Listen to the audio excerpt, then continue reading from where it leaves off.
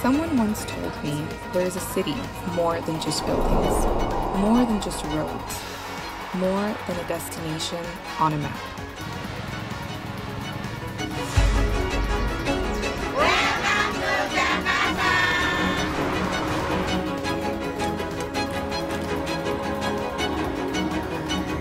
We look up at the stars dreaming, but what if what burns brightest is not what is up in the clouds, but what surrounds us?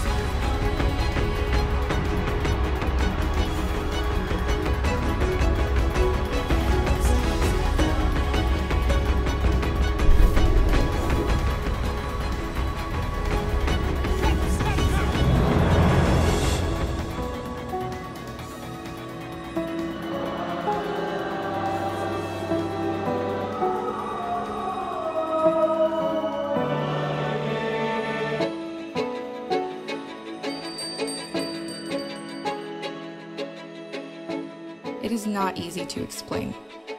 It's true.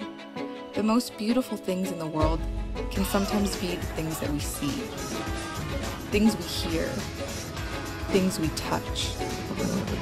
But what keeps you alive must be felt with the heart.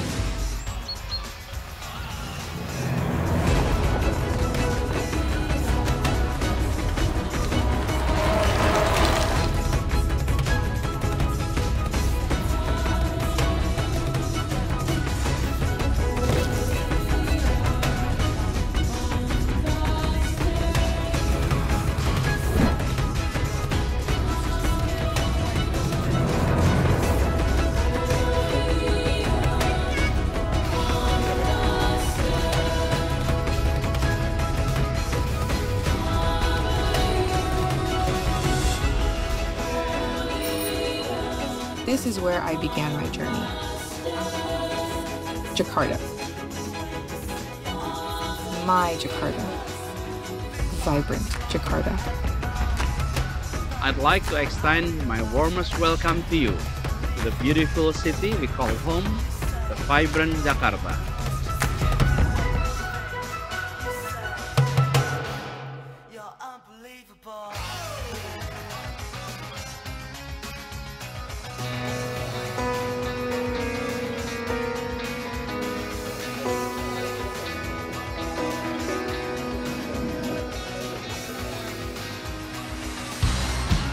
Pernah di dunia sampai ke ujung batasnya, takkan berhenti hingga hatimu membeku. Kembali berputar arah, pulang padaku. Kembalilah.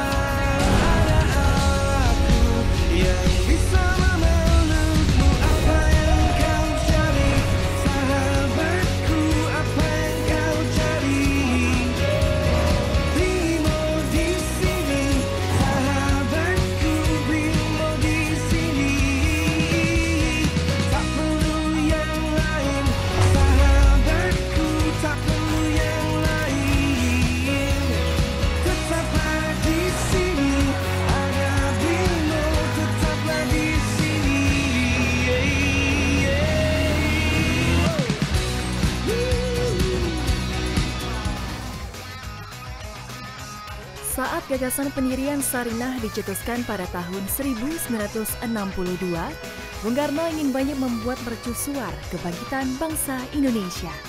Sarinah adalah bentuk perwujudan dari kebangkitan ekonomi kerakyatan menuju modernisasi dan internasionalisme. Dari masa ke masa, Sarinah menjadi saksi dari perkembangan Indonesia. Sarinah melihat bagaimana masyarakat bertumbuh dan beradaptasi melalui segala tantangan yang hadir. Sarinah terus menjadi sentra aktivitas bagi masyarakat untuk memasarkan inovasi dan produk dalam negeri di jantung ibu kota. Transformasi Sarinah adalah sebuah momen yang dinanti-nantikan masyarakat Indonesia. Sebuah pusat perbelanjaan yang didesain untuk memberikan ruang bagi produk dalam negeri yang telah dikurasi. Pemugaran gedungnya tetap menjaga kelestarian aspek cagar budayanya Namun, interior, fasilitas, dan pengalaman berbelanja akan disesuaikan dengan perilaku konsumen masa kini dan masa depan. Sarinah diharapkan menjadi destinasi wajib kunjung bagi wisatawan dalam dan luar negeri. Ruang rumah Sarinah terbagi menjadi 8 buah segmen lantai. Masing-masing ruang tersebut kami beri nama antara lain Pasar Nusantara, Pusaka, Untayan, Kreasi, Hayat, House of Sarinah, Cakrawala, dan Tanah Nusa. Melalui konsep community mall, Sarinah memberikan ruang publik yang memiliki elemen historical, urban linkages, urban forest, serta urban living. Kami ingin mengajak Anda untuk menjadi bagian dari semangat baru Sarinah. Semangat yang diwariskan oleh para pendiri bangsa untuk bisa menjadikan Indonesia menjadi salah satu sentral ekonomi dunia. Bersama, mari kita tunjukkan kekayaan karya Nusantara kepada dunia. Sarinah, panggung karya Indonesia.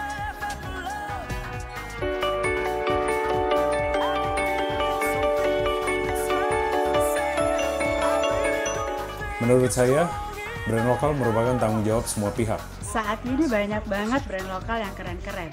Komunitas kreatif dan tempat-tempat kreatif juga terus berkembang. Belakangan ini pergerakan dari brand lokal menunjukkan atau menghadirkan tren yang sangat positif pada kecintaan dan kebanggaan terhadap penggunaan produk-produk dalam negeri. Nama saya David Irianto, salah satu pengurus dari JCCF. Selama beberapa tahun kebelakang, dalam peran saya sebagai kurator untuk berbagai acara konferensi kreatif di Indonesia, saya melihat ledakan yang luar biasa dari antusiasme anak muda dalam membuat brand-brand lokal. Saya Tante Apriliana, pegiat dan pengembang jenama lokal.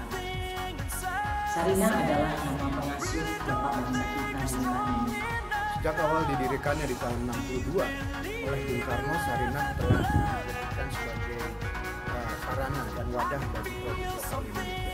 Dan dia akan menjadi semacam game changer bagi semua pelaku-pelaku kreatif lokal, para pelaku kultural lokal, para pelaku brand-brand lokal keren yang akan menjadi pendorong utama dari ekonomi retail Nusantara.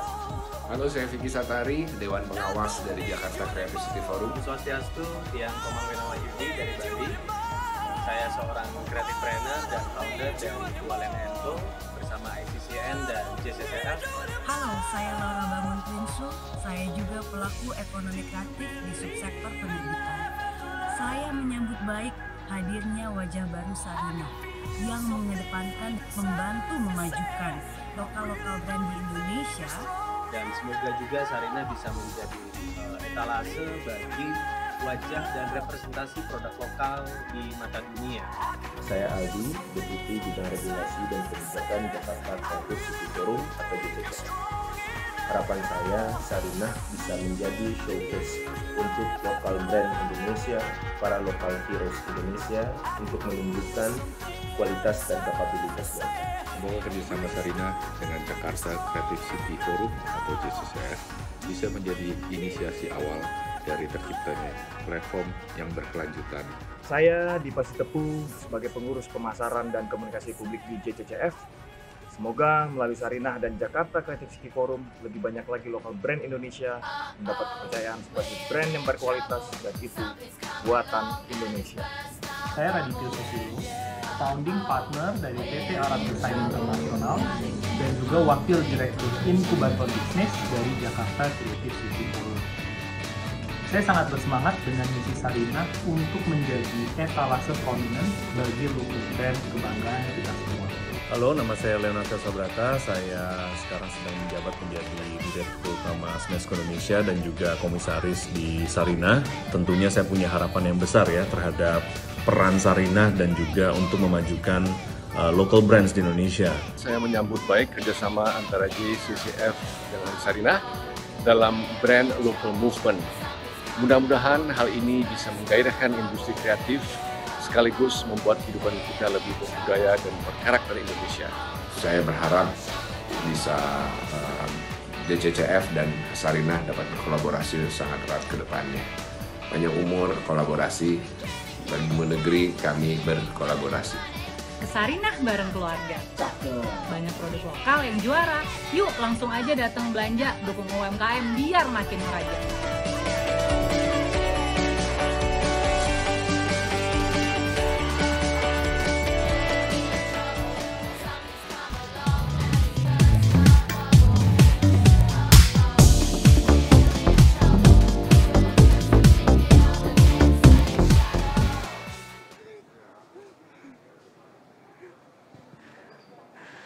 Selamat datang di Sarinah Jakarta Content Week 2021, disponsori oleh Brimo dan Dinas Pariwisata dan Ekonomi Kreatif DKI Jakarta. Acara ini diselenggarakan oleh Yayasan 17.000 Pulau Imaji dan Frankfurter Buchmesse. Annyeonghaseyo, Kopi Chuseo dan Imnida Fankapsnida. Hi everyone, I'm Daniel from Kopi Chuseo. Halo guys, aku Daniel dari Kopi Chuseo akan menjadi moderator dari sesi kita sore hari ini. Topik kita hari ini tapi bukan K-pop, tapi mengenai kopi. Dan kita sudah kedatangan ahli-ahli di bidang kopi tersebut.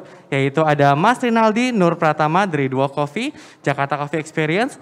Mas Muhammad Aga, co-founder Smith Coffee dan Cold Heart BEC. Dan Mas Andanu Prasetyo dari Toko Kopi Tuku dan Jakarta Coffee Experience dalam sesi Women Empowerment dan Sustainable Development Goals, SDGs. Untuk itu kami senang mengundang rekan-rekan narasumber untuk hadir ke depan. Tepuk tangan buat teman-teman narasumber hari ini.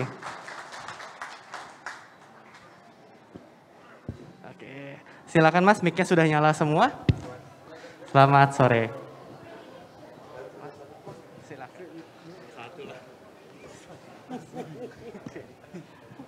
Sebelum memulai sesinya, saya sedang membicarakan untuk biografi dari masing-masing narasumber kita sore ini yang kece badai sekali. Kita mulai dari Mas Rinaldi Nur Pratama. Di sebelah kiri saya, Mas Rinaldi Nur Pratama adalah co-founder Duo Coffee yang berdiri sejak 2016. Menggeluti bisnis kopi sejak itu, dan sekarang telah berkembang dan memiliki 7 gerai tersebar di Indonesia. Dan yang uniknya dari Duo Coffee adalah UMKM kopi pertama yang membuka kedainya di Washington DC, Amerika Serikat. Itu kalau Duo Coffee pasti orang mengasosiasikan dengan kedai kopinya berhasil buka di Washington DC. Keren banget Mas Rinaldi ini, mantap.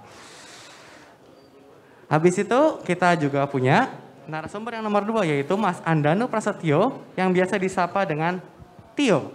Mas Tio ini direktur dari PT Maka, founder Toots House Cafe, Toko Kopi Tuku dan beragam roaster yang lain dan juga kedai Futago. 12 tahun di industri F&B, mantap sekali. Katanya begitu. Katanya 12 tahun, katanya. Saya cuma baca. Yang menarik adalah kopi bukan bisnis pertamanya Mas Tio, tapi 2005 katanya membuka distro baju Mas.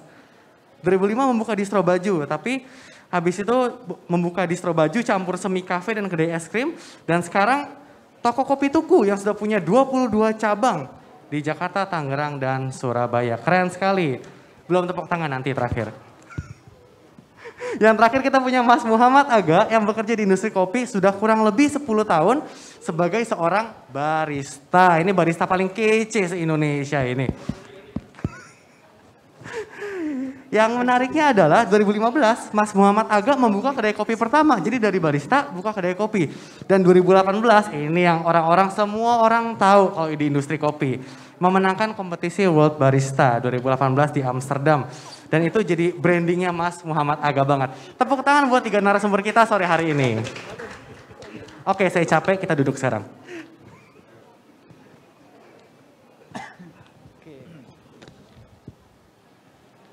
Selamat sore teman-teman narasumber semuanya. Selamat sore. Selamat sore Mas Daniel. Mic-nya sudah nanya. Annyeonghaseyo. Annyeonghaseyo. Hari ini saya bukan narsum tapi sebagai moderator. Annyeonghaseyo. Oke. Aku mulai dari yang paling dekat sama aku dulu, Mas Aga kali ya. Mantap, ini barista paling ganteng si Indonesia ini. Wah, itu siapa? Ada Miguel Jasin. Enggak, betul. Oke.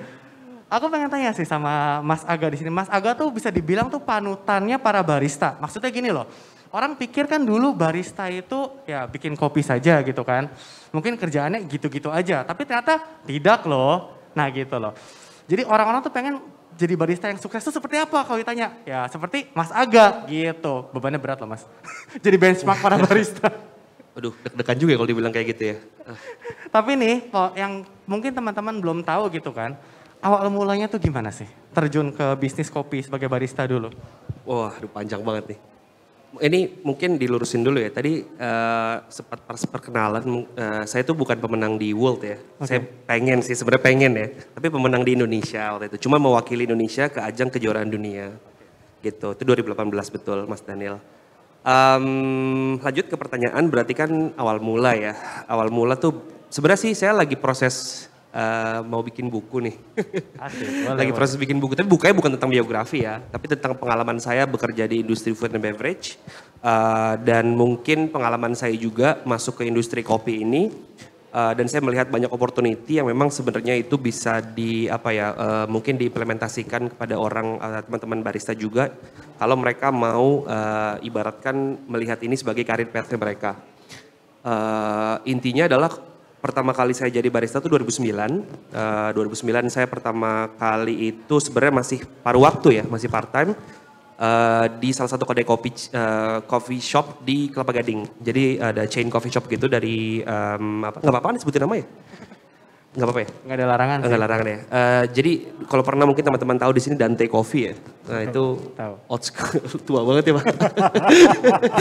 Itu di Kelapa Gading gitu ya. Jadi saya kerja di situ karena punya orang dalam. Dulu pernah apply di Starbucks nggak diterima karena satu dan lain hal lah gitu. Mungkin kurang ganteng ya. Terus habis itu saya punya orang dalam, akhirnya submit CV lewat orang dalam ini, akhirnya diterima. Tapi masih paruh waktu. Nah setelah itu baru mulai merasa kalau, intinya saya nggak ada background di kopi lah ya. Nggak ada background di kopi, nggak ada background di perhotelan. Tapi saya melihat ternyata setelah 1 tahun dan 2 tahun bekerja di coffee shop, saya merasa kayaknya nyaman gitu. Nyaman itu sebenarnya bukan karena pekerjaan, tapi karena koneksi yang saya dapatkan. Beneran. Jadi di saat di kedai kopi tersebut tuh emang kedai kopi kan mungkin formatnya itu loyal customer ya. Misalnya typically kebanyakan orang-orang yang datang ke kedai kopi itu orang-orang yang memang sering ke situ dan jadi loyal customer lah. Nah saya merasa kalau saat itu profesi saya ini sangat dihargai sama loyal customer yang datang di tempat saya bekerja. Jadi karena itu saya melihat ini sebagai sebuah pekerjaan yang mungkin akan saya tekuni lah ya. Jadi ngulik lagi teknisnya. Jadi awal masuk tuh memang nggak belajar teknis. Saya baru bisa bikin latte art bagus tuh 2012. 4 tahun ya. 3 tahun. 3 tahun lah. Ya, jadi 2009 tuh masih bikin bebek yang palanya nggak ada gitu. Palanya di mana, sayapnya nggak ada gitu ya. Itulah, jadinya semut. Tapi itu kalau boleh tahu Mas Aga 2009 itu join part time? Iya, paruh waktu. Itu sambil sekolah, sambil kuliah, or sambil ngeband. Sambil ngeband? Ya, dulu K-pop juga saya. Enggak lah, bercanda. Jadi dulu saya sambil bermusik gitu ya. Cuman mungkin rezeki saya bukan di situ gitu ya. Bukan di musik, tapi di air. Okay. Makanya masuk kopi. Kalau menurut kejawen tuh kayaknya rezekinya di air nih gitu. Okay. Jadi kayaknya saya harus melanjutkan pekerjaan di kopi. Jadi emang waktu itu di tengah-tengah jalan tuh ada semacam pilihan lah ya antara mau lanjutkan bermusik atau mau bekerja di kopi. Akhirnya saya pilih untuk kopi sampai sekarang. Dan tidak menyesal karena sukses sekali tampaknya. Belum, ya, masih mencari kesuksesan. Oke, jadi ternyata semua karir memang dimulai dari bawah ya. Dari barista part time pun juga, yang penting diseriusin gitu? Iya, yang penting ada orang dalam. Oke, baik. Terus kalau begitu, buka bisnis coffee shop pertama, cafe pertama itu gimana ceritanya Mas? 2015. Jadi pertama kali saya sebenarnya nggak ada rencana untuk buka dari pertama kali masuk ke industri kopi bekerja sebagai barista itu nggak ada planning untuk buka kedai kopi gitu. Itu tercetus di saat 2013 saya kerja di salah satu kedai kopi di Bilangan Fatmawati, Get Back Coffee namanya. Itu punya arsitek ya. Jadi punyanya arsitek. Jadi memang kedai kopi itu dibuat untuk mereka bisa jamu tamu-tamu lah gitu. Tapi harus ada barista yang proper gitu. Jadi akhirnya saya kerja di situ. Nah di situ ketemu partner saya Cindy sama Randy. Dia sebagai tamu. Dia tamu saya coba buat ajak ngobrol. Setiap hari datang akhirnya karena nyaman dengan mungkin dengan eksperimen yang saya bikin. Dia jadi kelinci percobaan, enak gak kopi gue gitu loh. Akhirnya makin dekat. Terus kita ngobrol sampai akhirnya kita berpikir untuk kayaknya kita planningin yuk buat bikin sendiri. Itu plannya 2013 baru terrealisasikan 2015. Ngumpulin duit dulu Mas. Nyari duit, nyari modal gitu ya. Sampai akhirnya jadilah Smith ya, Shoot Me in the Head. Dulu namanya Coffee Smith sebenarnya. Saya juga banyak belajar dari Coffee Smith yang saya bangun ini karena ya masalah haki ya, masalah hak paten nama gitu ya. Jadi dari situ banyak belajar, emang backgroundnya kan bukan bisnis ya. Jadi kita ya udah bikin aja karena memang sebenarnya mau nggak berpikir kalau ini nanti ke depannya harus ada berbagai macam administratif lah ya. Sampai akhirnya kena pelajaran kalau ternyata saat memulai kita harus ya banyak yang pelajari dulu lah gitu. Salah satunya adalah hak paten ya, merek gitu. Itu sih sebenarnya 2015 sampai sekarang berkembang. fokus kita ke roastery memang gitu ya, supplies, di mana dulu itu mungkin roastery masih kehitung pakai Jarang, jari. dulu jarang roastery. 2014 ya jarang lah ya gitu. Jadi karena kita memang waktu itu modal kita nggak sebesar itu, akhirnya kita nggak bisa buka di Senopati, Senopati maksudnya. Akhirnya kita bukanya di perbatasan Duren 3 ya. Tapi akhirnya kita alokasikan budget kita untuk kita beli mesin roasting supaya kopi kita di mana-mana. Jadi kita lebih milih untuk beli mesin roasting daripada kita buka di Senopati. Sampai sekarang? Sampai sekarang gitu ya. Sekarang udah mungkin bisa dibilang 2,5 ton ya per bulan. Masih kecil Luar sih. biasa. Masih kecil lah. Filosofi kopi salah satunya klien saya. Luar biasa, luar biasa. Tepuk tangan dulu dong buat Mas Aga dong. Jadi filosofi kopi maju, saya juga maju. Jadi kita saling support. Oke, sebelum kita lanjut ke narasumber berikutnya, tips buat barista yang pengen buka kafe. Waduh, tips ya. Ini udah kayak mau di akhir acara aja di tips. Apa ya? Rajin Susah menabung? juga ya. Rajin menabung? Jangan deh kalau saya bilang jangan deh. Oh jangan? Jangan deh kalau nggak punya bisnis plan yang benar gitu ya. Disiplinnya juga masih kurang, attitude-nya masih kurang. Menurut saya nanti ditahan dulu aja. Oke, jadi pelajari Karena segi pengalaman bisnisnya. saya melihat teman-teman saya yang, saya barista-barista yang memang keluar dari kedai kopi akhirnya buka sendiri, jarang yang berhasil. Kecuali mereka memang udah punya plan yang cukup panjang ya gitu. Oke, terima kasih Mas Aga. Jadi kuncinya kalau dari barista, bahwa barista itu sebenarnya punya karir kok gitu kan. Ada karirnya. Ada karirnya gitu loh. Dan kalau pengen buka kafe boleh, tapi pelajari bisnis plan-nya dulu dengan benar. Jangan Betul. sampai nggak ngerti bisnis terjun nanti pusing di belakang. Betul, betul. Terima kasih Mas Aga, mantap. Yang selanjutnya adalah kita ke Mas Tio sebelah kita. Halo Mas Daniel. Halo Mas Tio, apa kabar? Baik, baik. Pertanyaannya sama sih. Awal mula terjun ke bisnis kopi tuh bagaimana dulu? Kalau awal mula aku bisa dibilang di tahun 2008 itu lebih karena punya tugas kampus. Jadi aku melakukan riset di kampus tentang kopi dan akhirnya aku harus merealisasikan itu dalam bentuk toko di 2009. Tadi makanya Mas Daniel sudah mengenalkan aku bikin distro baju itu di 2005. Nah, along the way di sana di 2009 aku mengubah dan sempat mencampurkan antara bisnis baju dengan makanan dan akhirnya mulai disitulah aku terjun ke F&B dan mulai fokus ke kopinya kira-kira di 2010 lah. Masih kuliah tadi katanya Mas? Masih kuliah betul. Oke. Gimana sih tanya Mas? Jadi kuliah habis itu bikin bisnis kopi? Bagi waktunya bagaimana tuh Mas dulu? Bagi waktunya, beruntunglah aku bukan anak yang gaul, bukan anak yang punya pacar, nggak punya hobi yang gimana-gimana. Wow. Jadi caraku dari SMA bikin distro Mas Daniel sampai kuliah. Kenapa aku senang bikin usaha ini? Caraku menjadi beda begitu jadi. Nggak bisa main musik kayak Mas Aga, nggak jago main bola kayak Mas Aldi. Saya gagal juga. Ya, saya nggak bilang gagal ya, tapi kesibukan. Kita membahas kesibukannya kan. Bagaimana anak muda membahas kesibukannya. Saat itu saya merasa dari sisa-sisa skill yang saya punya, ya udah rumah saya di Cipete Raya, lumayan bagus lokasinya, jadi saya manfaatkan saja untuk jadi usaha gitu. Kira-kira gitu. Oke, jadi tipsnya buat teman-teman yang pengen mulai usaha tadi, dengerin kata Mas Tio, jangan pacaran pas kuliah, oke? Mendingan bangun bisnis aja dan tidak akan menyesal. Terima kasih Mas Tio. Ya, itu justifikasi memang ya. Bisa dipahami Mas Tio, tapi itu masuk akal betul karena kalau sibuk pacaran nggak mungkin ada waktu lagi buat berbisnis. Tapi itu masalah fokus. Tadi Mas Dani kan membahas masalah waktu gitu ya. Kalau mau punya pacar bisa bagi waktu nggak masalah gitu. Karena kita tahu untuk menjadi sukses itu semuanya butuh sacrifice kan, ada trade off-nya gitu. Salah satunya waktu. Oke, waktu. Oke, makasih Mas, justifikasinya mantap sekali Mas. Oke, lanjut ke Mas Rinaldi. Mau tanya nih ke Mas Rinaldi nih. Awal mula terjun ke bisnis kopi? Awal mula tuh start dari 2015 karena dulu tuh saya kerja di oil and gas. Di oil and gas itu kan memang culture ngopi cukup tinggi ya karena needs. Nah pada saat itu by 2015 itu tuh coffee shop tuh mulai banyak menjamur. Sebenarnya startnya dari 2012 sih. Mulai menjamur. Third wave ya? Third wave, fourth wave kali ya gak ya? Bapak Radif gimana? Iya, nah di situ dari 2015 itu juga kan Tuku udah ada, Coffee Smith udah ada. Memang jujur banyak belajar itu dari coffee shop beliau-beliau ini gitu loh. Jadi start 2015 tuh aku pernah datang ke Coffee Smith, lalu banyak belajar juga dari Tio karena kita mau bukanya di Cipete. Jadi banyak belajar lah dari situ dan juga dari Seriously. Nah, by 2016 itu kita berpikir wah banyak banget ya, awalnya banget tuh banyak banget ada food festival di setiap mall di setiap minggunya. Startnya tuh dari situ. Nah waktu itu kan Gojek kan belum terlalu in tuh di tahun 2016 ya. Kita berpikir kayaknya bikin curated cafe seru kali ya. Awalnya itu mau bikin Pujasera deh. Nah di situ kita ngobrol sama salah satu ownernya Anomali, namanya Mas Agam.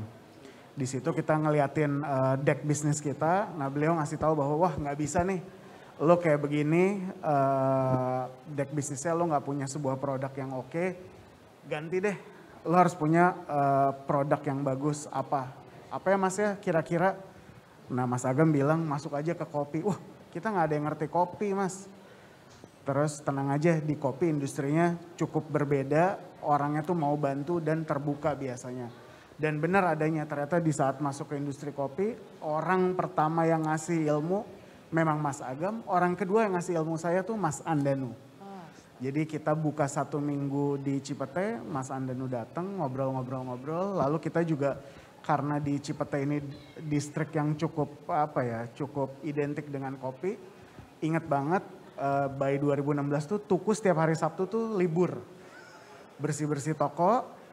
Nah setiap orang yang datang ke Tuku itu ngasih tahu bahwa kita libur tapi ada coffee shop baru yang buka di Cipete Dalam, sini aja mas, namanya 2 Coffee. Jadi dari situ memang industri kopi itu berbeda banget gitu, sampai pada akhirnya di 2017 kenal Aga, diajarin teknik-tekniknya, terus teman-teman barista di 2 Coffee juga pada mau ikut kompetisi, diajarin juga sama Aga. Jadi memang industri kopi ini cukup berbeda sih. Dimana orang-orangnya mau berkolaborasi dan tidak pelit ilmu ya. Betul. Oke, jadi itu awal mulanya terjun meskipun tidak paham, tapi banyak yang mau ngajarin. Betul, tapi nggak bisa sekarang kayak gitu menurut saya pribadi. Karena sekarang udah terlalu banyak, jadi benar kata Aga, kalau tidak punya bisnis plan yang jelas aimnya kemana, bisa tapi rada sulit. Jadi sekarang tuh harus lebih, semuanya harus terplanning dengan benar.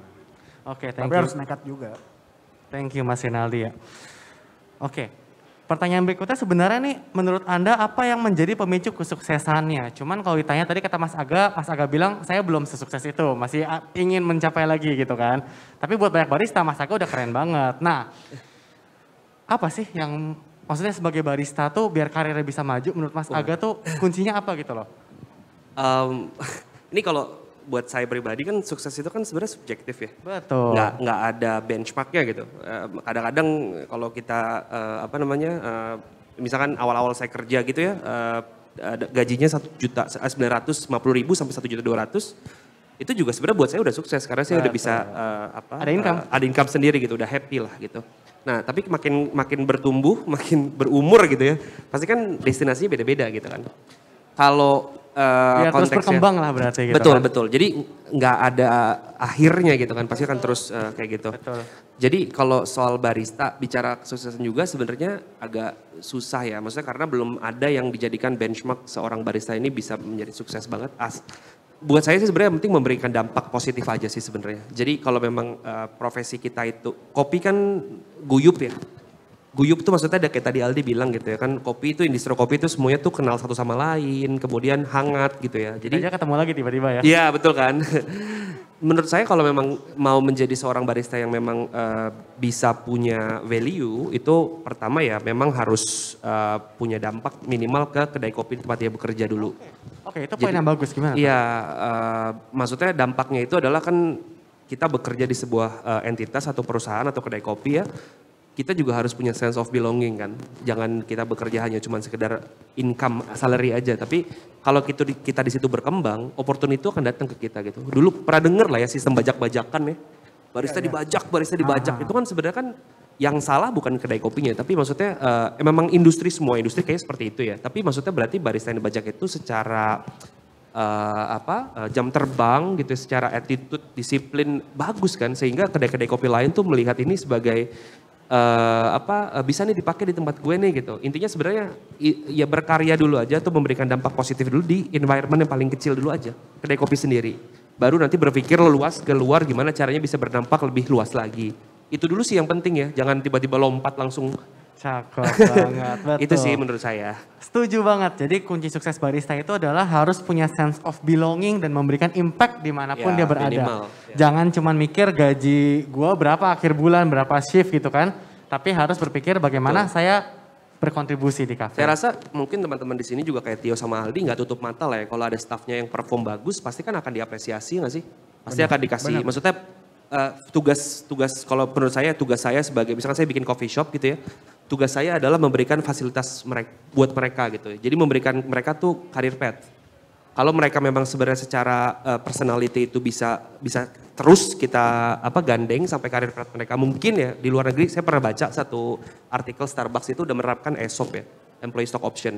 Ya, itu kan mungkin possible untuk dilakukan di sini gitu ya. Mungkin kalau memang secara personality dia sebagai staff itu sangat membantu perkembangan coffee shop tersebut gitu. Jadi ya mungkin itu terjadi gitu ya. Jadi itu sih sebenarnya pendapat saya. Makasih banyak Mas Aga. Kalau menurut Mas Tio nih, kunci sukses buat coffee shop tuh harus gimana sih? Dari pengalaman Mas Tio sendiri membangun tuku gitu kan.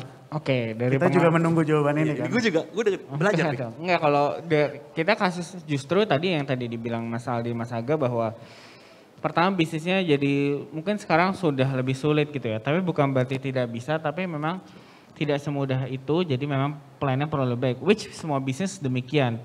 The idea of business adalah kita manajemen resiko kan. Bagaimana kita meminimalisir resiko yang mau kita dapat gitu kan. Tapi tadi kalau ditanya bagaimana tingkat suksesnya, bagaimana kita berjalan. Kalau dari cerita tuku, kita diberkahi kelancaran ini semua. Kalau kita runut ke belakang sih, saya berani ngambil itu karena menjawab kebutuhan.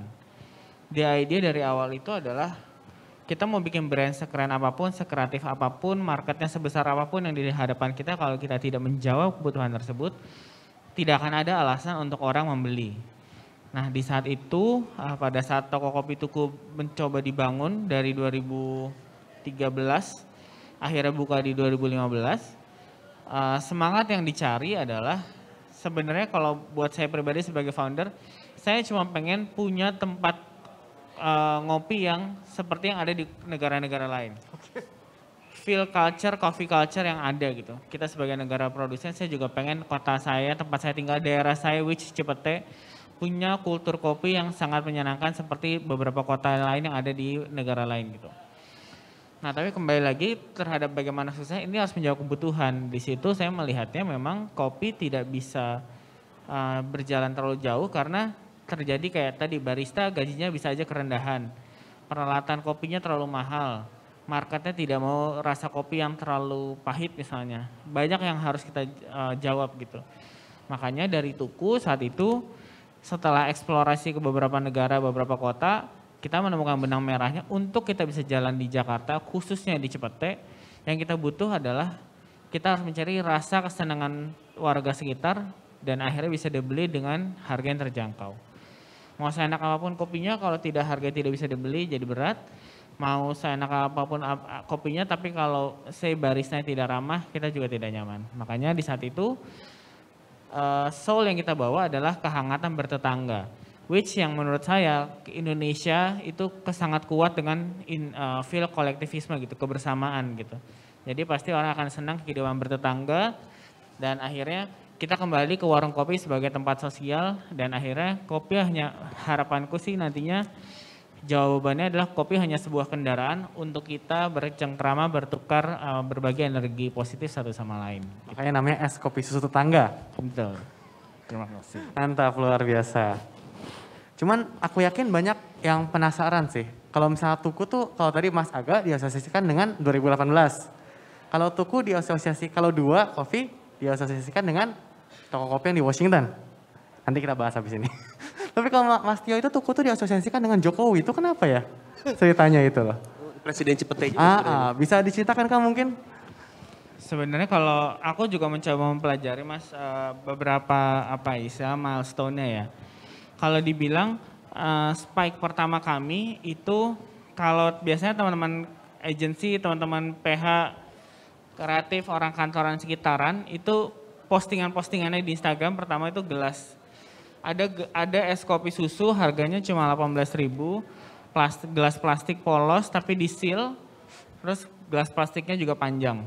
Udah itu yang difoto cuma itu aja. Ada kopi enak di Cepete murah. Itu viral sebentar, terus mulai tuh online-nya jalan. 2015? 2016. 16, oke mantap. Karena biar Mas Daniel tahu dan teman-teman tahu, es kopi susu tidak ada sejak awal.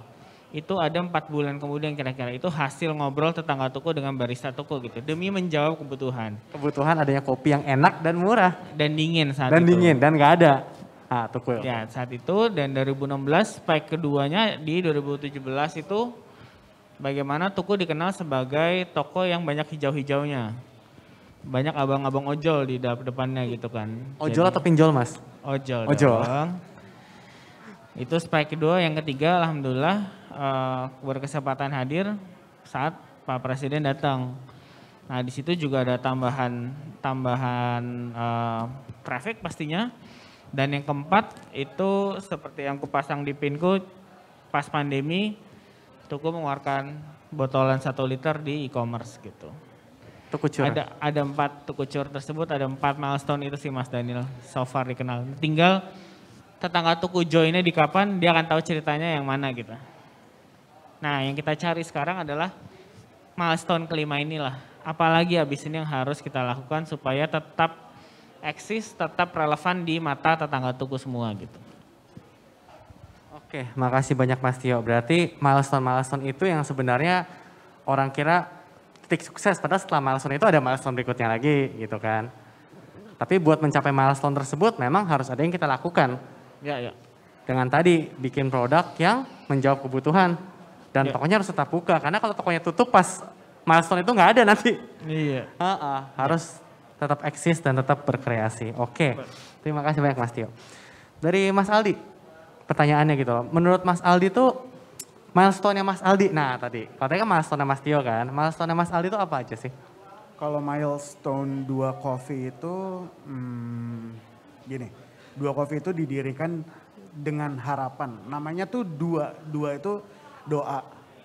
Jadi kita harapannya itu tempat itu bisa menjadi sebuah wadah teman-teman itu mencapai mimpinya lewat doa dan bekerja di dalam dua. Dan kita pun tidak, dari pertama kita tuh tidak pernah gini, kita nggak pernah bahasa enaknya mantek tuh apa ya?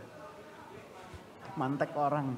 Kita nggak pernah bilang sama teman-teman bahwa lo kerja di dua nggak boleh A, B, C, D, F, G, enggak.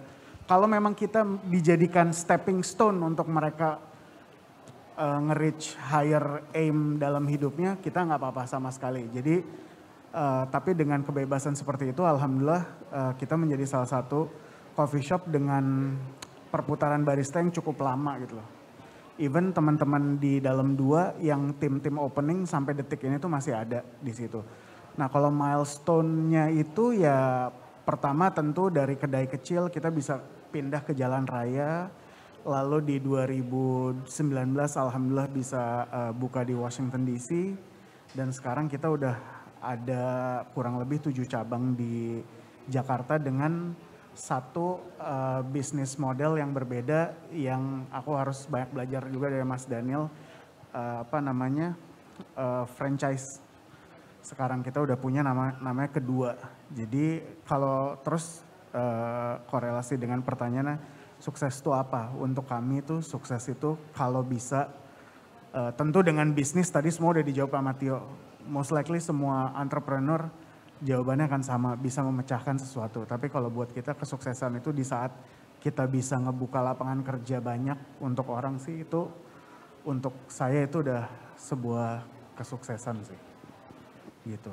Oke, mantap Mas Aldi, luar biasa. Jadi tolak ukur sukses adalah bisa membuka lapangan pekerjaan bagi banyak orang dan menjadi harapan. Betul. Aku pengen nambahin, kan tadi dia bilang, kamu bilang kan kalau Tuku diinin sama Pak Jokowi. Tapi karena aku tetangga Tuku sebelumnya, kalau boleh bilang Tuku itu yang menciptakan Tuku itu adalah sebuah jembatan antara orang Indonesia tuh sebenarnya minumnya teh ya Mas Aga ya. Teh, lalu kopi itu kan belum terlalu dilirik. Nah Tuku ini adalah yang ngebuat jembatan antara penghubung sebelumnya minum teh ke minum kopi. Jadi Mas Tio ini yang merubah industri awalnya orang jadi mau minum kopi dan sekarang dirubah lagi oleh Mas Aga juga dengan coffee cocktail ya. Jadi aku banyak belajar banget dari teman-teman berdua ini, luar biasa. Oke, mantap. Tepuk tangan dulu dong buat ketiga narasumber. Terima kasih. Uangnya Pak. Terima kasih Pak. Ceritanya keren banget ya. Tapi sekarang ini kan di masa pandemi, ini membuka banyak masalah baru. Yang tadinya kafe kita bisa rame, orang bisa dine in, ternyata tidak bisa, dibatasi dan sebagainya. Karyawan kena impact, seperti itu. Nah, tantangan terbesar kalau buat orang bisnis kopi ini sekarang seperti apa sih kalau dari Mas Aga? Wow, tantangan terbesar ya pasti balikin sales ke awal ya. Bisa sebagai barista, balikin revenue. bisa sebagai perusahaan roaster.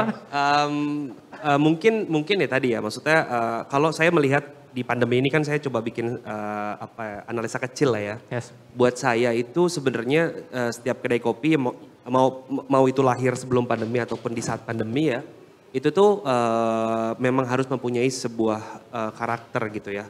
Jadi kalau yang saya lihat dari Tuku dan Dua Coffee ini sebenarnya contoh yang paling terlihat ya.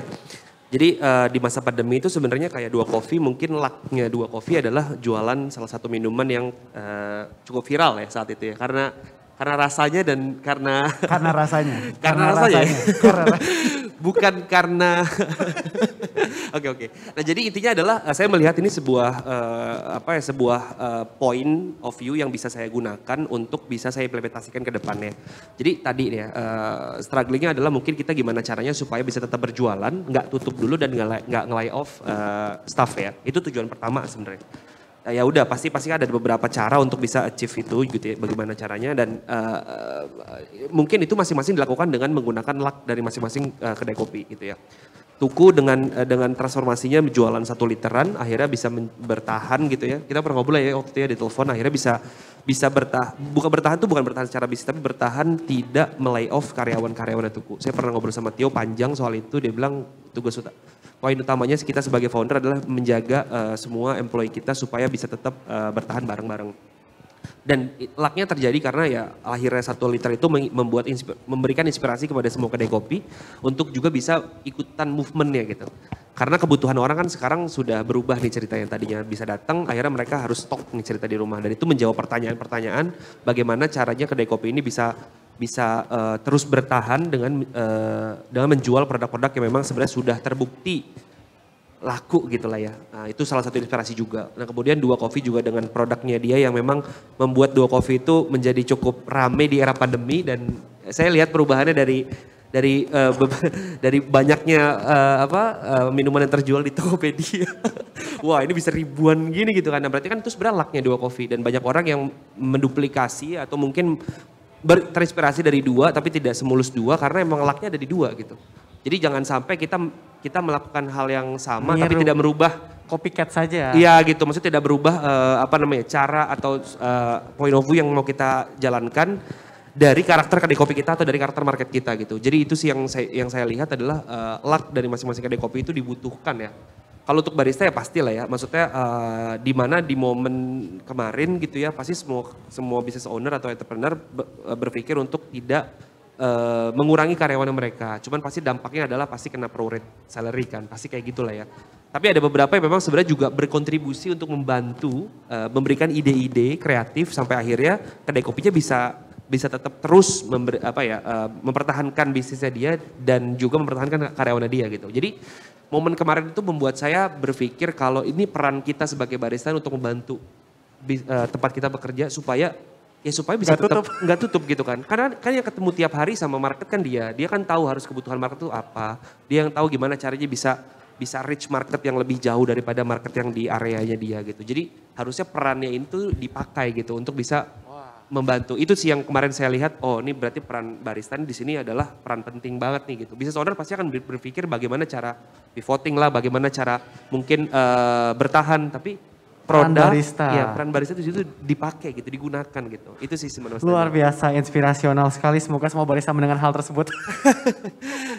Ya betul, itu adalah kuncinya gitu loh, bahwa barista harus bisa berpikir bagaimana caranya supaya kafe tetap hidup, jangan sampai tutup dan menjawab kebutuhan customer di masa pandemi. Betul. Itu sekali, oke mantap. Terima kasih. Kalau dari Mas Tio, tantangan selama pandemi ini apa sih Mas Tio rasakan? Dan solusinya Mas Tio, tadi udah dikasih tau sama saya sedikit sih. Tapi mungkin ada yang belum? Yang Tuku rasakan, tantangannya apa, problemnya apa, dan solusi dari Mas Tio. Oke. Kalau di luar sales yang tadi disampaikan Mas Aga, mungkin kita sebagai brand, sebagai Tuku, yang paling terdampak selain kesehatan fisik baik secara COVID itu di pandemi, itu adalah kesehatan mental.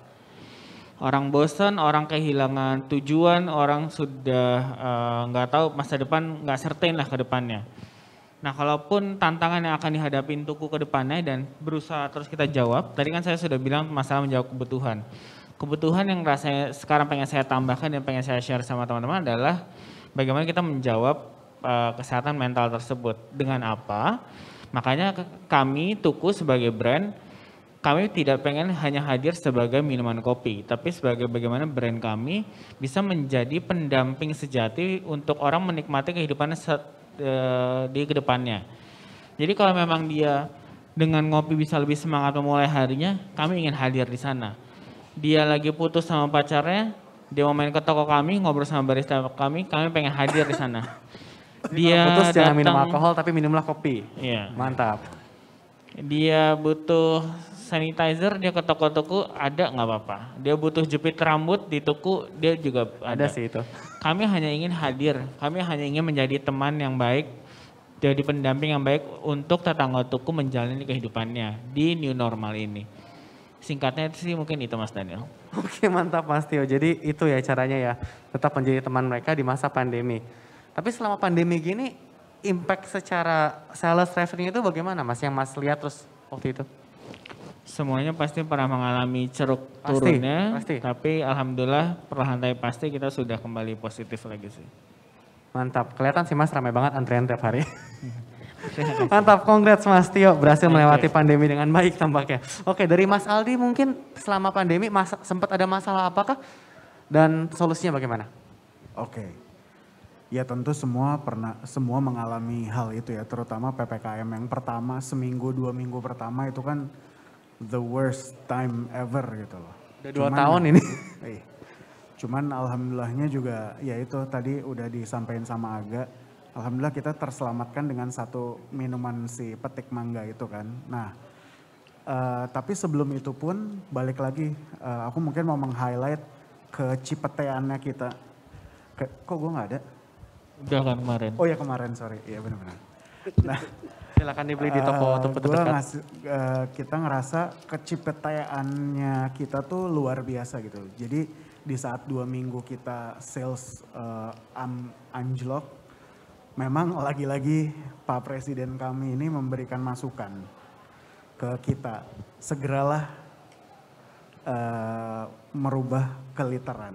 Jadi memang lagi-lagi memang keuntungan kami ada di Cipete itu memang semuanya terbuka, semua saling dukung. Jadi memang Pak Presiden ini mengarahkan gitu. Nah untuk petik mangga sendiri pada saat itu mungkin lucunya gini sih.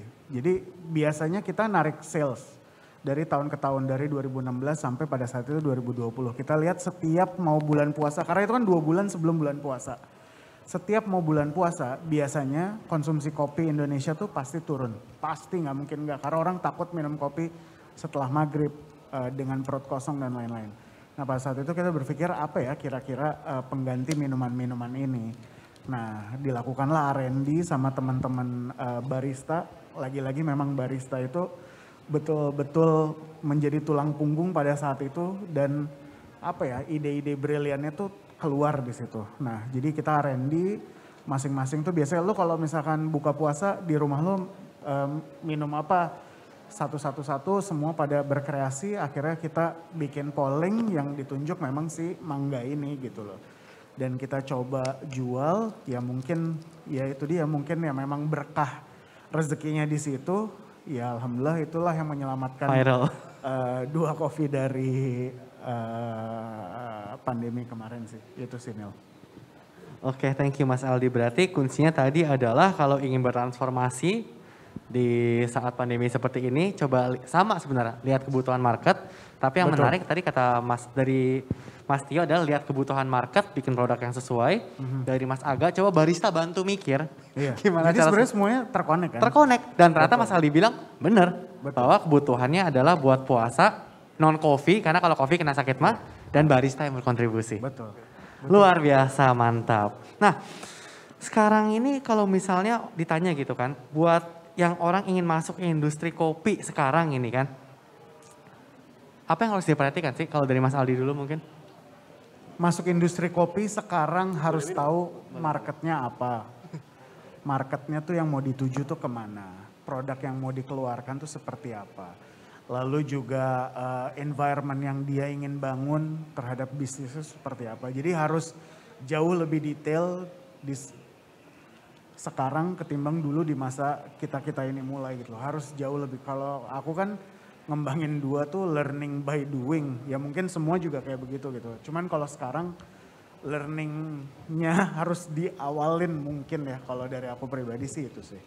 Banyak orang yang pikir kan mungkin karena sekarang toko kopi susu sudah banyak sekali. Iya, harus jadi yang beda memang. Harus Sudah banyak mencari sekali. yang bedanya tuh apa. Masih ada peluang kan?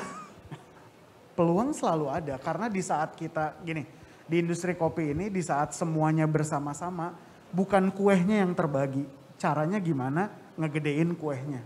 Jadi jangan pernah masuk ke dalam sebuah industri, sebuah bisnis dengan cara berpikir bahwa, aduh kebagian gak ya kuehnya, jangan. Gimana cara ngegedein kuehnya.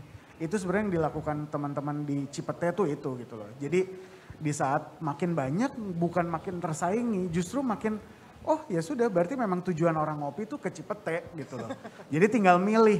Kan nggak mungkin dua coffee bisa mengakomodir semua orang yang dia datang. Kita juga punya full capacity-nya berapa. Tuku pun begitu.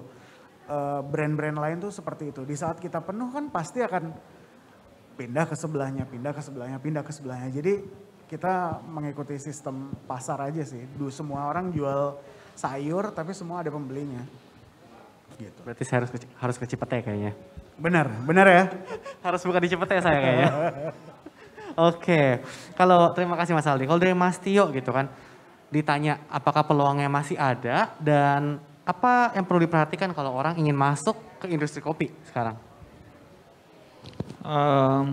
Aku nggak punya risetnya, mungkin di audiens ini ada Mas Radif, nanti bisa nge-share datanya.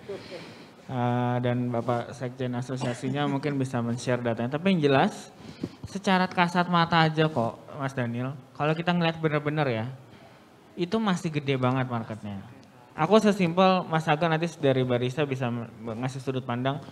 Kita baru ngomong tadi Mas Daniel aja secara nggak langsung mendengar ceritanya Mas Aldi, Mas Daniel ngomong toko kopi susu kan. Itu baru satu jenis produk, satu approach, satu konsep lah. Padahal konsepnya di hilir masih banyak. Terus satu rantai value chain-nya itu juga masih sangat luas sampai ke hulu. Kami di sini sebagai orang yang pernah ke kebun, meskipun saya tidak sesering mereka berdua, kita lagi butuh banyak sudut pandang baru di dunia pertanian. Kita butuh anak muda membawa kreativitasnya, pemikirannya ke pertanian. Karena kita butuh itu yang long term yang akan lebih penting soalnya. Jadi potensi itu aja belum disentuh kan, jadi masih terlalu banyak yang bisa kita masukin. Tapi kalau pesan saya, apa yang harus dibawa saat mau bikin usaha, saya cuma minta dua deh. Niat yang punya niat baiknya dalam usaha, yang kedua punya tujuan yang jelas. Mungkin secara kata-kata itu simpel, tapi barusan aku memikirkan apa yang dibutuhin, kan kalau modal udah pastilah. Tapi semua modalnya, marketnya, insight dari customernya, itu akan geser-geser kalau tujuannya nggak jelas. Akan ikut tren aja, akan kemakan influencer, nggak punya karakter, nggak kenal lokalnya apa. Nah nggak akan kenal lokalnya apa kalau nggak punya niat baiknya. Dia nggak punya esensi brand ini dibangun untuk apa. Even kalau bikin brand ini untuk, oke aku bikin bisnis ini 5 tahun lagi aku jual, aku mau exit gitu. Nggak apa-apa, tapi tujuannya jelas. Tapi daripada yang satu tadinya mau idealis demi petani kopi Indonesia, terus ujung-ujungnya nggak arah sebaliknya gitu. Atau banyak lah kita pun di sini bertiga pasti Mas Daniel pun juga ngerasain kita berubah-berubah konsep gitu. Makanya untuk menjaga itu tujuannya harus jelas dulu kemana. Dan untuk memperkuat itu semua, makanya niatnya harus ada niat baik. Kalau ujung-ujungnya cuma uang, itu terlalu mudah untuk digoyang-goyang dengan berbagai hal gitu. Kita nggak akan dapat konteks kenapa kita harus mengenal lokal kita, kenapa kita harus mengenal neighborhood kita, kenapa kita harus paham budaya yang kita punya di Indonesia gitu. Tidak akan paham, nanti akan ada masanya aku berharap anak muda peduli sama hyperlokal, anak muda akan mencari tempat-tempat seperti Sarinah ini demi mencari tahu sebenarnya aku tinggal di negara seperti apa, aku kelahiranku budayanya seperti apa. Saking tadi persaingannya yang semakin ketat, aku butuh karakter, aku butuh cerita yang lebih banyak. Nah, Indonesia Tuhan udah ngasih kita budaya segini banyaknya untuk dijadikan bahan sebagai core dari brand kita gitu. Tinggal teman-teman mau menggunakan itu atau tidak untuk disampaikan untuk punya bisnis yang niatnya baik dengan tujuan yang jelas. Oke, mantap Mas Tio. Jadi kuncinya kalau teman-teman mau masuk ke industri kopi, boleh, masih bisa. Tapi harus punya tujuan yang jelas dan niat yang baik. Kalau enggak, bingung tengah jalan nanti. Thank you Mas Tio. Kalau dari Mas Aga, udah telat belum sih masuk? Apa? Udah telat belum sih masuk industri kopi? Karena kan kopi susu banyak banget sekarang. Kita tahu yang market leadernya siapa lah ya. Tapi kalau baru masuk gitu kan. Usia udah berapa sekarang? Cabang? Hampir 80. Wow, hampir 80. Menarik. Jadi saya diwawancara Kak. Lu gak apa-apa nanya aja, berarti kan opportunity-nya ada kan? Ada. Ada. Kalau saya ini menarik ya, saya mungkin tadi sempat dengerin barusan Tio tuh menjawab, kayaknya ini ngena banget di saya gitu ya. Aduh, gimana tuh, gimana? Nggak, mungkin setahun belakangan ini atau 2 tahun belakangan gitu ya, saya cukup lagi mengurangi porsi saya di industri kopi sebenarnya. Porsi itu maksudnya dalam arti bahan yang saya olah ya, atau saya kulik gitu ya. Jadi belakangan ini mungkin saya lagi bikin satu brand gitu ya, namanya Cold Heart. Tagline-nya adalah Beverage Exploration Club. Agak ke Inggris-Inggrisan memang, karena emang goalnya internasional sebenarnya. Pengennya goal internasional gitu, jadi udah sampai situ. Nah tadi kan Tio sempat mention banyak hal menyoal masalah karakter atau uniqueness ya. Nah ini saya melihat sebuah opportunity yang memang ini bisa menjadi unique selling point, di mana mungkin ranah, tadi kan Tio bilang banyak banget nih Indonesia dikasih beragam jenis komoditas gitu. Nah ini saya menyentuh satu komoditas yang mungkin belum terlalu banyak di lirik gitu ya, yang rempah ya, lebih ke arah rempah. Karena sebelumnya itu saya pernah datang ke satu exhibition namanya Jalur Rempah, kalau pernah tahu Jalur Rempah. Itu saya juga sempat ngobrol sama beberapa teman-teman di exhibition tersebut. Ternyata komoditas atau jenis rempah herbs and spices yang kita punya itu ada 3.000 SKU. Banyak banget sekali. 3.000 SKU tuh banyak banget loh. Jadi saya melihat kalau kita masih main dalam satu jenis komoditas yaitu kopi gitu ya. Ya memang sebenarnya peluangnya besar masih ada gitu. Tapi saya di sini berpikir lain gitu ya.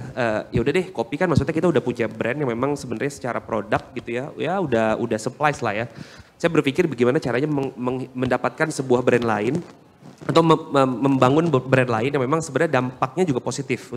Jadi kalau bicara, saya pernah ngobrol sama satu teman-teman dari Classic Beans juga ya gitu ya. Kalau kopi ini kan kita minum kopi itu rilis endorfin gitu ya. Jadi bikin kita produktif dan happy gitu ya. Nah tapi di momen yang sama manusia ini kan juga butuh calm, butuh istirahat, benar nggak? Dan betul. Saya di sini melihat potensinya adalah di adaptogen. Adaptogen ini adalah sebuah molekul yang memang dibutuhkan manusia untuk bisa lebih calming, bisa relaxing. Nah jadi itu yang akhirnya saya belajar tuh, dan semua itu bisa didapatkan di botanicals. Botanicals tuh banyak ya, ada tisan lah, kemudian ada rempah-rempah, jejamuan dan lain-lain, itu yang bisa membuat benefitnya banyak. Cuman sebenarnya udah ada brand memang mendevelop jamu menjadi sebuah produk yang kekinian. Nah saya melihatnya bukan seperti itu, jadi narasi saya bukan jamu. Tapi narasi saya adalah sebenarnya minuman yang memang bisa cantik, bisa dipoto gitu ya, dan calming effect. Yes, ada benefit, ada healthy benefitsnya buat si konsumsi gitu. Nah kita bilangnya kan zero proof cocktail.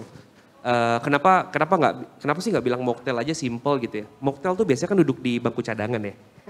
koktail tuh bisa jadi penyerang gitu. Jadi saya lebih senang menyebut itu sebagai koktail tapi zero proof atau spirit free. Nah narasi kita ini ternyata direspon positif oleh timnya Mas Handoko juga, M-Block Group ya. Untuk mereka memfasilitasi kita secara space untuk bisa kita ekspansi lah atau scale up secara bisnis. Karena mereka memang point of view-nya dari grupnya mereka juga pun adalah bagaimana cara kita bisa mendeliver narasi yang Indonesia banget gitu ya narasinya. Dan juga secara produk itu bisa punya kualitas dan bisa bersaing. Memang menciptakan brand baru itu marketnya masih nggak ada kan. Maksudnya niche banget marketnya nih.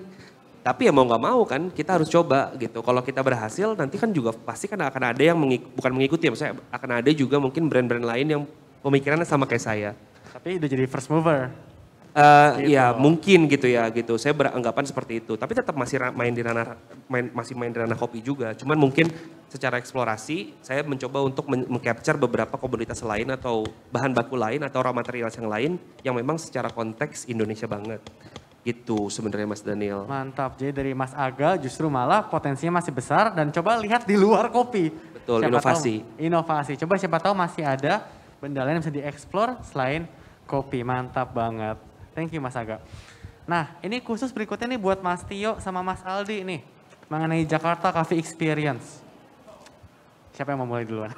Nah itu boleh diceritakan kah awal mula dan awal mulanya bagaimana gitu kan, visinya seperti apa nanti dan rencananya itu seperti apa? Silakan Mas Ando. Jadi gini sih, sebenarnya Jakarta, lo diem aja lagi. Mas Aldi silakan Mas Aldi. Jadi Jakarta Coffee Experience itu awalnya ini adalah gini, di Cipete itu kan kita punya namanya Pasar Kopi Cipete. Itu biasanya setiap tahun kita ngadain acara, tapi khusus teman-teman yang adanya di Cipete saja gitu loh. Nah, tapi untuk Jakarta Coffee Experience ini kita berusaha mau naikin ke skala yang lebih besarnya gitu loh, yaitu Jakarta. Dengan harapan apa yang kita lakukan di Cipete mungkin bisa dilakukan di area-area lain gitu loh. Nah Jakarta Coffee Experience-nya sendiri tuh apa sih? Jadi memang kita pengen berusaha ngebuat sebuah experience yang cukup berbeda di acara kopi. Yang dimana acara kopi itu sekarang luar biasa banyaknya. Karena kita juga partnering bersama teman-teman industri kreatif di sini ada Mas Popo dari Team Up dan teman-teman yang lain. Itu semua turun tangan untuk membuat experience yang berbeda. Kita tahu kan beberapa agency ataupun teman-teman kreatif di Cipete kan banyak banget udah ngerjain sesuatu buat at least buat di Jakarta deh untuk brand-brand seperti Kompas dan lain-lain. Jadi experience itu yang kita harapkan bisa diliatin di dalam Jakarta Coffee Experience. Seperti apa? Salah satu contohnya adalah kita mau akan ada apa namanya kompetisi baristanya Barista League. Nice. Belum pernah ada ya, setahu gue di sini belum ada. Gue baru kepikiran mau bikin, tapi duluan.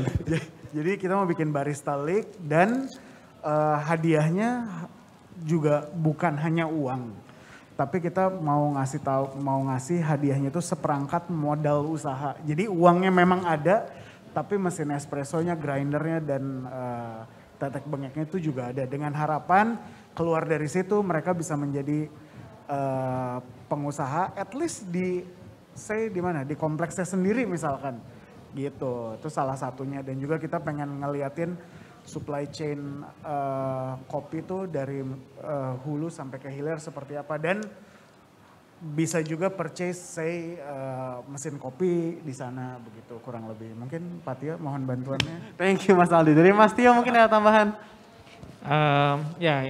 Secara garis besar mungkin tadi ada Jakarta Coffee League tersebut. Tapi yang untuk jadi basisnya Mas Daniel, dalam proses ini yang kita butuhkan tuh untuk sebuah daerah dalam sebuah tata kota itu kan memang sebuah ruang area yang kita sudah kenal itu area apa gitu. Misalnya nanti kemarin kita ngangkat jadi Pasar Kopi Cipete. Nanti bersama Cipete Creative District untuk ngangkat sisi kreatifnya gitu kan. Kreatif ekonomi mau diangkat. Tapi di luar itu semua yang kita butuh sebenarnya kan kita sebagai, kebetulan kami tinggal di Cipete, Mas Aga juga sekarang baru pindah ke Cipete. Kita cuma butuh sebuah area yang menyenangkan dan kembali lagi menjawab kebutuhan gitu. Nah saat itu kami sudah bersatu biasanya karena kita CRT gitu, tapi ini sekarang bersatunya karena kita bergerak di industri kreatif gitu kan. Nah makanya rasanya harus deeskalasi menjadi sebuah kegiatan supaya warga di Jakarta khususnya dan umumnya nanti Indonesia bisa melihat bahwa ada sebuah movement yang besar, bukan masalah jualan kopinya di acara itunya, tapi bagaimana kita semua berkumpul untuk sebuah gagasan ngebentuk sebuah area saat itu di Cipete. Tapi kembali ini saat ini di Jakarta Coffee Experience itu tentang bagaimana adanya kolaborasi antara kopi dan kreatif gitu. Dan itu ruangnya saat ini kita siapkan di Cipete. Dan itu semoga bisa menstimulus acara-acara lain yang serupa gitu kan. Biasanya kopi cuma identis dengan coffee shop, tapi ini saat ini kopi benar-benar menjadi sebuah wadah untuk orang-orang berkumpul. Dan sambilannya nanti ada exhibition, ada competition, ada music, ada art gitu. Dan itu semua dipersembahkan di sebuah area bukan di tempat yang sangat komersil gitu, tapi hanya sebuah di distrik kecil di sebuah Cipete. Harapannya nanti setiap daerah warga di sana bisa kembali ngeguyup lagi, bergotong royong kembali. Mungkin sekarang gotong royongnya nggak cuma bersih-bersih, tapi bagaimana meningkatkan perekonomian, mengangkat, memberikan nilai tambah di areanya mereka sendiri gitu sebenarnya. Semangatnya kira-kira itu sih Mas. Oke mantap, terima kasih Mas Aldi, Mas Tio. Semoga sukses ya Jakarta Coffee Experience ya. Thank you. Memberi dampak buat seluruh orang.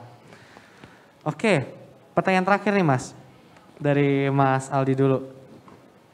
Apa harapan para pelaku usaha berbasis kopi di masa depan? Harapannya mungkin. Ini final words lah. Harapannya ya, harapannya. Dua kopi harapan tadi. Apa? Dua kopi kan harapan ya? Iya betul. Apa sih harapannya? Harapannya sebenarnya untuk apa ya, gini. Harapan saya pribadi di dalam industri kopi itu makin banyak orang yang minum kopi dan kopi itu makin accessible dan apa ya, gimana ya, cukup sensitif soalnya. Enggak apaan sih. Iya pokoknya harapannya orang makin banyak yang minum kopi sehingga serapan kita di dalam negeri itu juga makin meningkat karena bagaimanapun kita tuh kan produsen terbesar keempat di Betul, dunia. produsen. Betul. Jadi tapi sebagian besarnya itu untuk ekspor.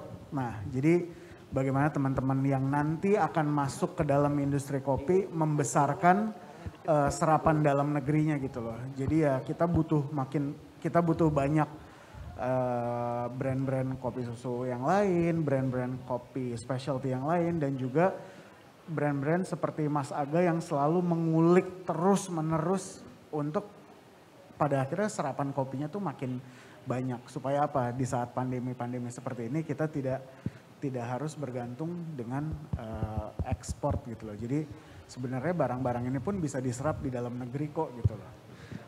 Gitu. Mantap, terima kasih Mas Aldi. Karena betul sekali memang karena meskipun Indonesia salah satu produsen kopi terbesar, tapi bukan yang serapan terbesar.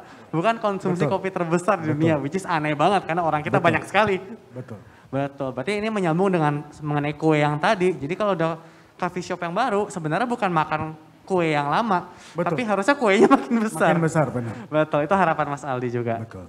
Thank you so much Mas Aldi. Dari Mas Tio, harapannya mungkin ke depan bagaimana nih soal industri kopi? Ini buat industri kopinya ya. Kalau atau kafenya atau pengusaha kopinya. Yang final last words lah, harapannya ke depan. Kalau perihal industri kopi Mas Daniel, tentu yang tadi Mas Aldi sampaikan kita juga berharap. Tapi aku cuma pengen, kalau aku sebutnya aku cuma pengen kita industri kopi ini kompak. Satu keyword pentingnya kompak. Kenapa? Esensi kompak di sini adalah kita tahu kita negara yang dijajah. Kita tahu saat ini kita senangnya ngikutin tren yang ada di luar. Kita ini terombang-ambing lah dengan disruption yang ada terjadi di dunia ini. Aku cuma pengen melalui, ini juga semangat yang dilakukan di teman-teman di toko kopi Tuku dan Kopi Beragam. Kami hanya ingin bercerita melalui dunia tentang Indonesia melalui sebuah warung kopi.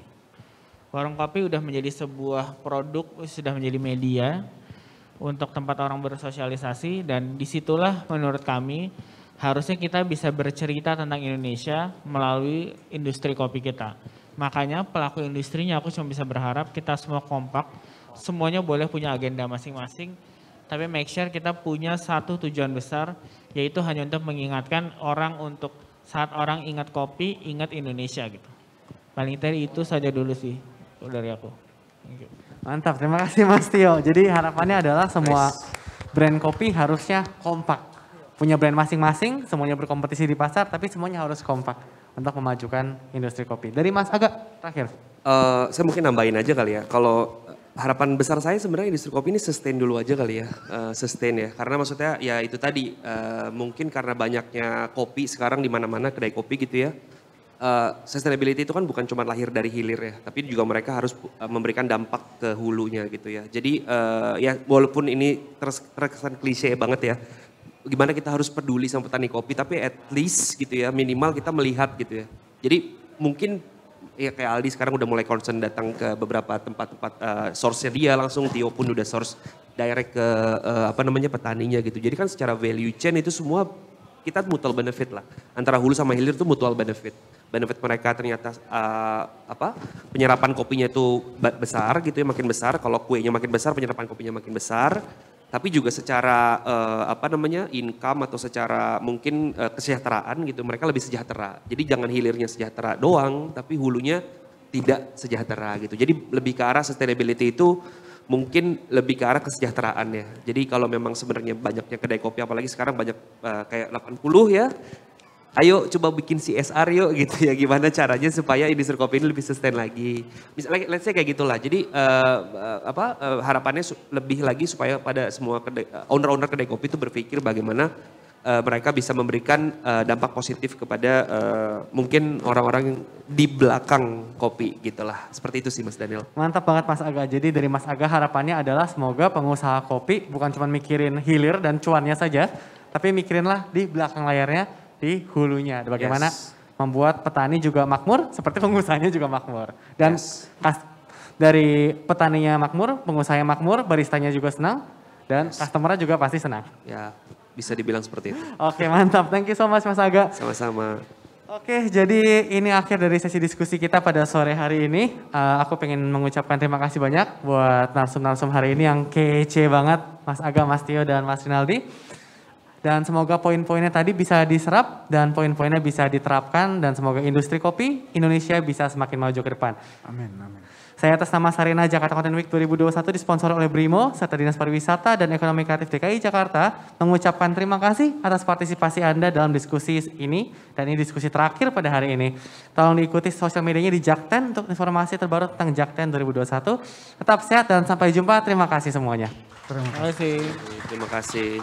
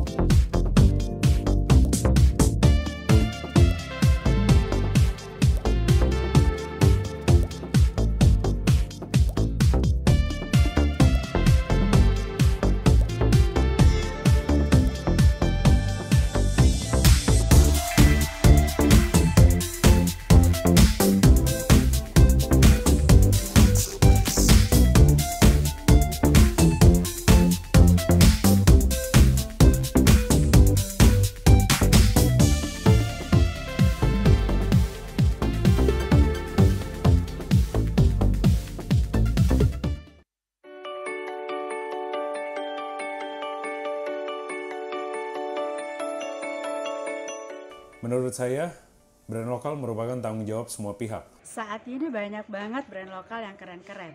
Komunitas kreatif dan tempat-tempat kreatif juga terus berkembang. Belakangan ini pergerakan dari brand lokal menunjukkan atau menghadirkan tren yang sangat positif pada kecintaan dan kebanggaan terhadap penggunaan produk-produk dalam negeri. Nama saya David Irianto, salah satu pengurus dari JCCF.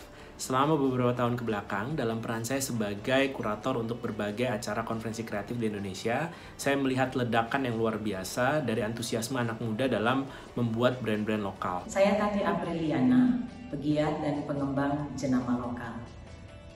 Sarinah adalah nama pengasuh Bapak bangsa kita, Bung Karno. Sejak awal didirikannya di tahun 62 oleh Bung Karno, Sarinah telah dijadikan sebagai sarana dan wadah bagi produk lokal Indonesia. Dan dia akan menjadi semacam game changer bagi semua pelaku-pelaku kreatif lokal, para pelaku kultural lokal, para pelaku brand-brand lokal keren yang akan menjadi pendorong utama dari ekonomi retail Nusantara. Halo, saya Vicky Satari, Dewan Pengawas dari Jakarta Creative City Forum. Om Swastiastu, Tiang Komang Wenawahyudi dari Bali. Saya seorang creative planner dan founder dari Tualen & Co bersama ICCN dan JCCF. Halo, saya Laura Bangun Prinsu. Saya juga pelaku ekonomi kreatif di subsektor penerbitan. Saya menyambut baik hadirnya wajah baru Sarinah yang mengedepankan membantu memajukan lokal-lokal brand di Indonesia. Dan semoga juga Sarinah bisa menjadi etalase bagi wajah dan representasi produk lokal di mata dunia. Saya Aldi, Deputi Bidang Regulasi dan Kebijakan Jakarta Creative City Forum atau JCCF. Harapan saya, Sarinah bisa menjadi showcase untuk lokal brand Indonesia, para lokal heroes Indonesia untuk menunjukkan kualitas dan kapabilitas mereka. Semoga kerjasama Sarinah dengan Jakarta Creative City Forum atau JCCF bisa menjadi inisiasi awal dari terciptanya platform yang berkelanjutan. Saya Dipa Sitepu sebagai pengurus pemasaran dan komunikasi publik di JCCF. Semoga melalui Sarinah dan Jakarta Creative City Forum lebih banyak lagi lokal brand Indonesia mendapat kepercayaan sebagai brand yang berkualitas dan itu buatan Indonesia. Saya Raditya Susilo, founding partner dari PT Arab Design International dan juga wakil direktur inkubator bisnis dari Jakarta Creative City Forum. Saya sangat bersemangat dengan misi Sarinah untuk menjadi etalase prominent bagi local brand kebanggaan kita semua. Halo, nama saya Leonardo Sabrata. Saya sekarang sedang menjabat menjadi Direktur Utama Smesco Indonesia dan juga komisaris di Sarinah. Tentunya saya punya harapan yang besar ya terhadap peran Sarinah dan juga untuk memajukan local brands di Indonesia. Saya menyambut baik kerjasama antara JCCF dengan Sarinah dalam brand local movement. Mudah-mudahan hal ini bisa menggairahkan industri kreatif sekaligus membuat kehidupan kita lebih berbudaya dan berkarakter Indonesia. Saya berharap bisa JCCF dan Sarinah dapat berkolaborasi sangat erat ke depannya. Banyak umur kolaborasi, bagi dua negeri kami berkolaborasi. Ke Sarinah bareng keluarga. Cakep. Banyak produk lokal yang juara. Yuk langsung aja datang belanja, dukung UMKM biar makin merajat.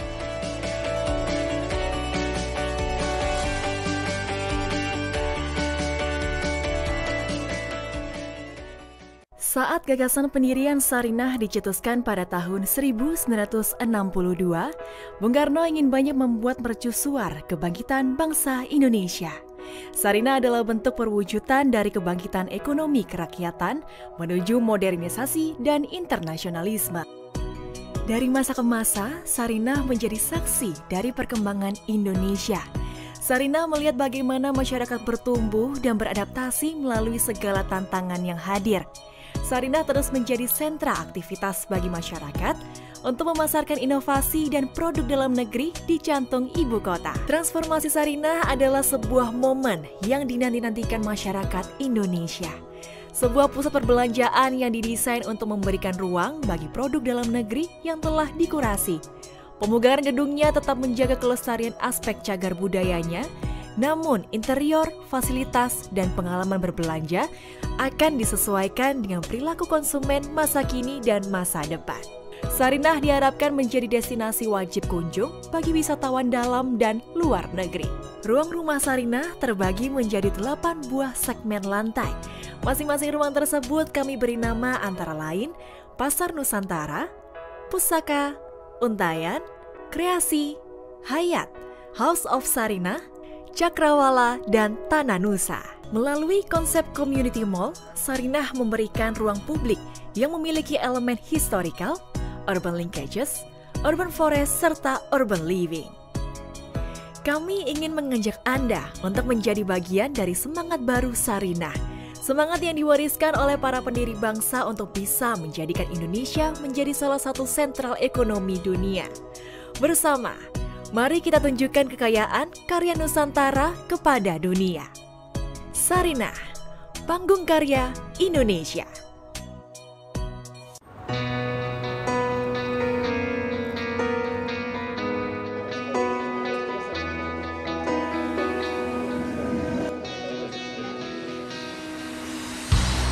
Tak pernah habis dunia sampai ke ujung batasnya, takkan berhenti hingga hatimu membeku. Kembali berputar arah, pulang padaku, kembalilah.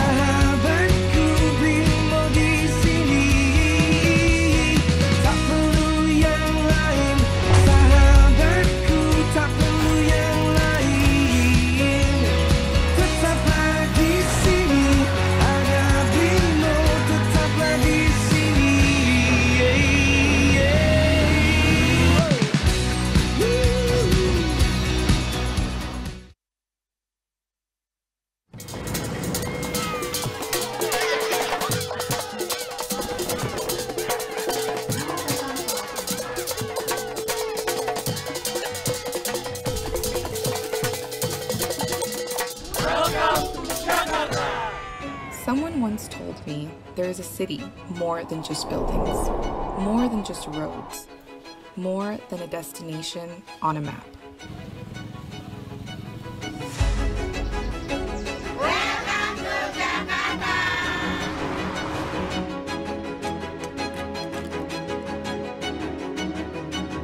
We look up at the stars dreaming, but what if what burns brightest is not what is up in the clouds, but what surrounds us?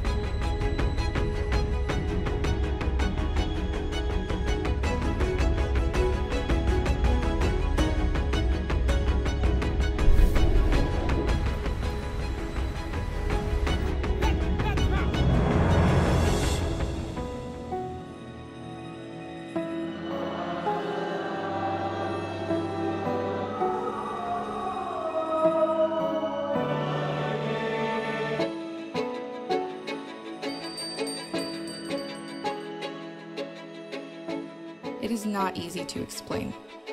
It's true. The most beautiful things in the world can sometimes be the things that we see, things we hear, things we touch. But what keeps you alive must be felt with the heart.